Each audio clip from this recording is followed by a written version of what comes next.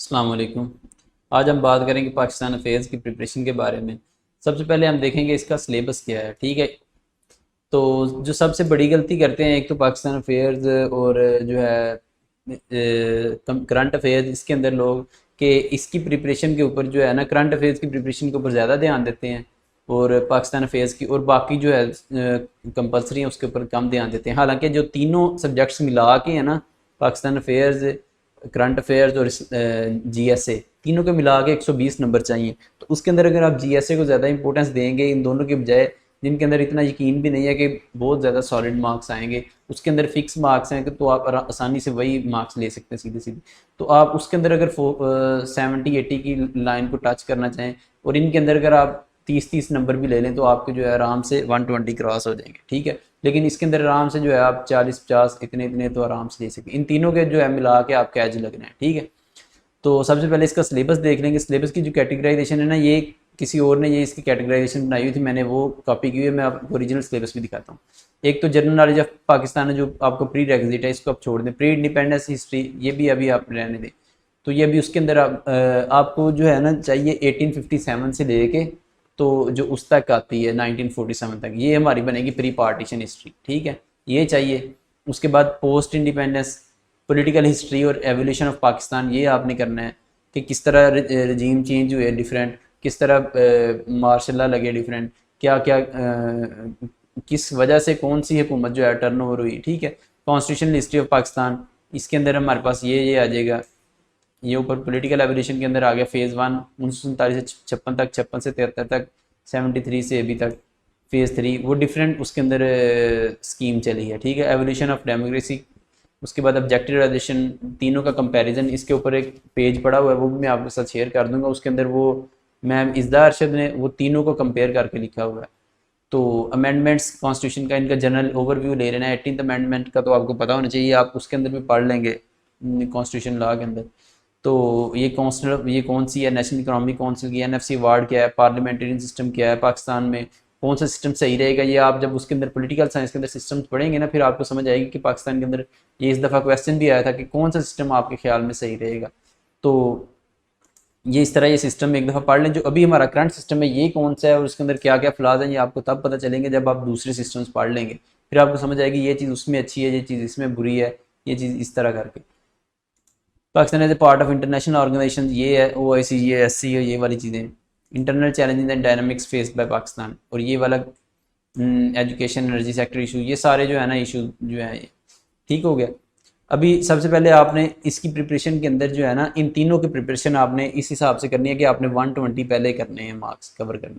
ठीक है, उसके अंदर अगर आप इसके ऊपर इतना लेंथी टॉपिक है, इसकी बजाय अगर आप जीएसए का, मैं आगे नेक्स्ट वीडियो इसकी जीएसए की बनाता हूँ अभी, तो उसके अंदर जो है वो देखेंगे सिलेबस और इसका तो बड़ा फ़र्क आपको वाज़े नज़र आएगा कि वो आसानी से कवर हो सकता है।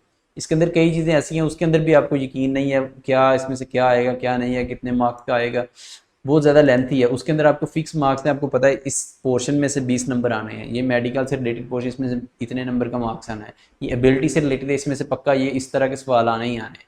तो आप आराम से वो कवर कर सकते हैं। तो उसके बाद ये हमूद रांझा साहब के जो हैं, ये उन्होंने जो टॉपिक्स लिखवाए हुए थे वो हैं जी, कि ये उनकी टॉपिक की डिटेल बनती है। ऑब्जेक्टिव रेजोल्यूशन ये वाला, फिर लीगल बैटल्स आ गई, ईस्ट पाकिस्तान क्राइसिस आ गया, अफगान वार आ गई, इकोनॉमिक चैलेंजेस आ गए, फॉरेन पॉलिसी चैलेंजेस कौन कौन से हैं, कश्मीर फ्यूचर, और CPEC 18th अमेंडमेंट आ गई, क्राइसिस ऑफ गवर्नेंस। इसके अंदर अभी आप देखें थोड़े बहुत आपने पास में पढ़े हो, आपको खुद ही हो जाएगा कि crisis of governance, 18th amendment, foreign policy challenges, उसके बाद लीगल बैटल्स या ये वाला जो है तीनों का वो कंपैरिजन है। उसके बाद ये वाले जो हैं ये इंपॉर्टेंट आपको सीधे सीधे नज़र आ रहे हैं। ठीक है, तो आप उस हिसाब से अपना बना सकते हैं। इसके बाद इसकी जो है पास्ट पेपर्स के अंदर अगर आप देख लें तो पास्ट पेपर्स के अंदर भी आपने जो है ना 2016 से लेके तो आप ऑनवर्ड जो पास्ट पेपर्स हैं वो देख लें।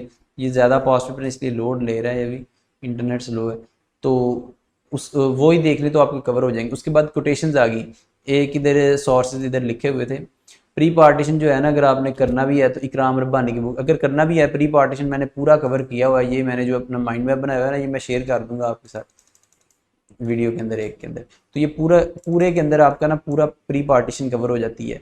ठीक है, पार्टीशन ऑफ बंगाल, उसके बाद शिमला डेपुटेशन, ये जितनी भी ये बुक्स सारी पढ़ पढ़ के जो भी मेरा क्रक्स निकला ना वो मैंने पूरा अपने इसके अंदर लिख दिया था ताकि मुझे रिवीजन करने में आसानी हो।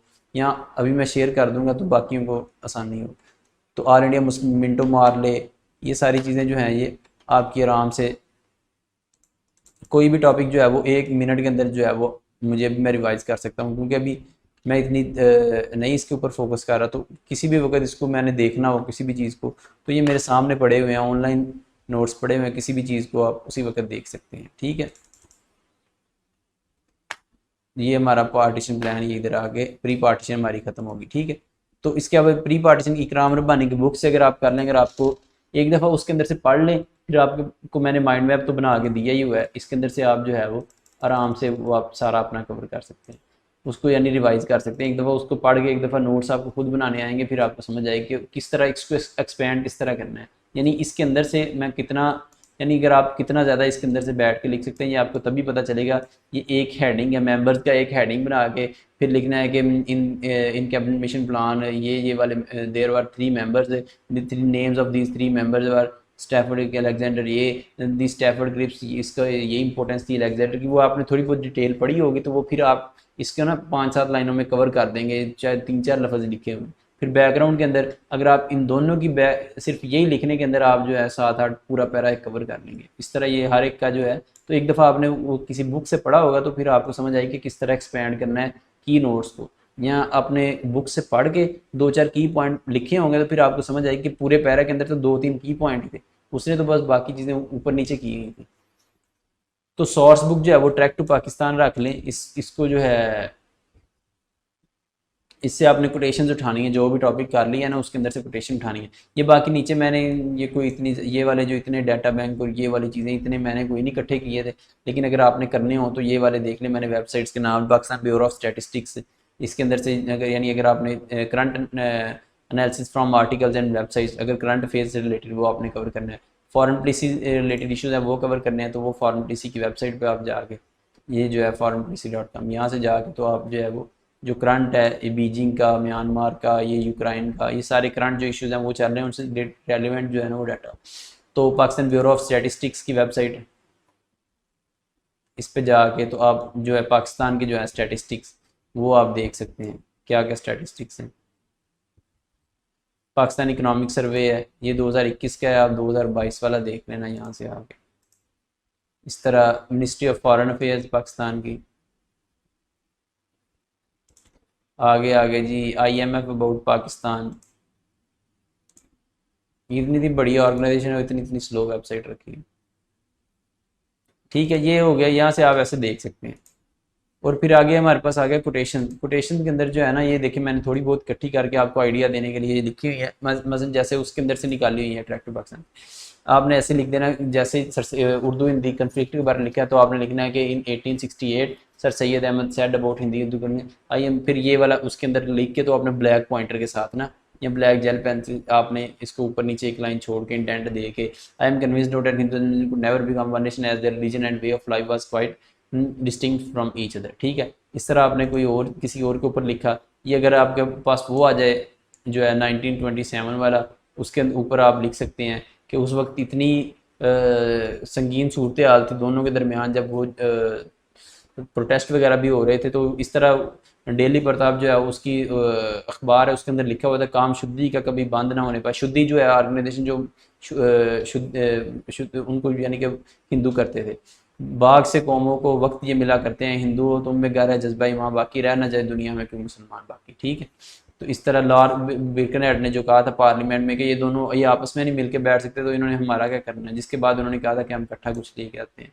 तो इस तरह जो है आप 1937 में ये वाला तो अक्सर आता है कांग्रेस मिनिस्ट्री में, वंदे मातरम जब war song against Muslim it is a smack of blasphemy. ठीक है, ये गुफ्तारो किरदार कायदे आज़म के अंदर कायदे आज़म ने कहा था। ठीक है, तो ये कायदे आज़म की कोटेशन उसके अंदर बन जाती है। इस तरह आपने कोटेशन जो है थोड़ी बहुत इकट्ठी कर लेनी है तो आपका जो है ये हो जाएगा। उसके बाद मैप्स आ गए, मैंने तो थोड़े से लिखे हुए हैं लेकिन आपको जो है मैप्स जो है इकट्ठे करने पड़ेंगे। मसलन पार्टीशन ऑफ बंगाल का क्वेश्चन आ जाए तो आपको ये वाला मैप बनाना आना पड़ेगा कि east west Bengal, east Bengal, इसके अंदर क्या क्या था, बिहार उड़ीसा इसके अंदर ये वाले थे। ठीक है, इस तरह प्रोविंशियल इलेक्शन के ऊपर अगर आ जाता है तो वो जो कांग्रेस मिनिस्ट्रीज और 1937 के इलेक्शन, तो उसके अंदर आपको ये बहुत वाजे समझ आ जाएगी। आपने इसको बस ओवरव्यू देना है, थोड़े बहुत आप डब्बे ही बनाने हैं आपने बस, लेकिन ऊपर नाम कम से कम लिखा हो कि ये यूपी इधर था, सेंट्रल प्रोविंसेस इधर थे, बम्बे इधर था, मद्रास उधर, असम बंगाल का तो पता है आपको, इधर सिंध पंजाब का भी पता है, तो कहाँ कहाँ कौन कौन सी पार्टी बनी, आप सिर्फ एक सिर्फ इस मैप के जरिए आपको पूरा याद हो जाएगा,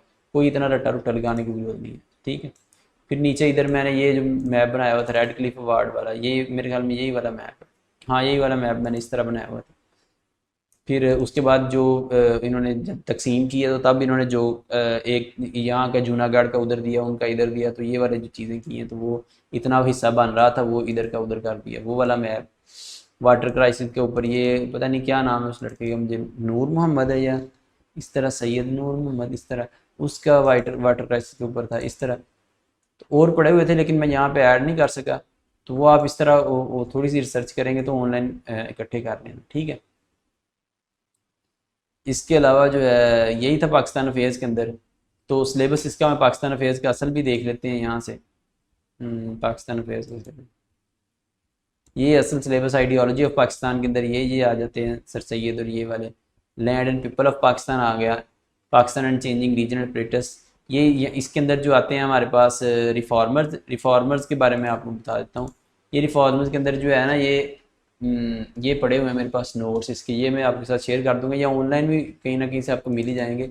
ये उसके क्या नाम है उसका, मैम का मुझे नाम भूल गया, मैम फरजाना, ये उनके नोट्स हैं, ठीक है।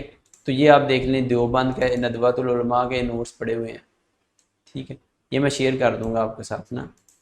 ये बस 3-4 और वीडियोज़ हैं इस सीरीज़ की, इसके बाद मैं एक वीडियो बनाऊंगा उसके अंदर सभी, मैं पूरी एक ड्राइव बना के उसका लिंक शेयर कर दूंगा, आप सभी नोट्स को ना एक्सेस कर सकेंगे।